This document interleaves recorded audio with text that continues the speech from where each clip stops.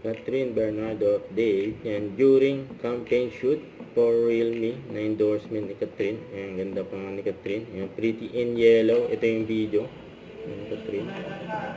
For Realme. Ayan, yung behind the scene. Kasama ang kanyang team. Ito for cream silk. Yan, rumampa pa nga si Catherine. Yung napadaan si Catherine, sa harapan mo yan ang reaction nila.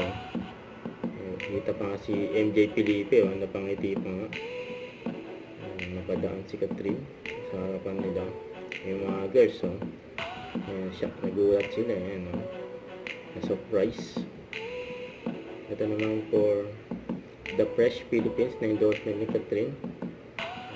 For BeautyCon sa SMX Convention Center. Ang dami nagpunta dyan. Isa sa mga inabangan dyan si Catherine Bernardo. Yun, nagpa-autograph nga kay Catherine. Sinasad yung mga event ni Catherine. Kaya abangan yung teleserye yung bago. Don't forget to subscribe, click the notification bell for more update. This is Richard the Action Vlog. Stay tuned for more videos. See ya.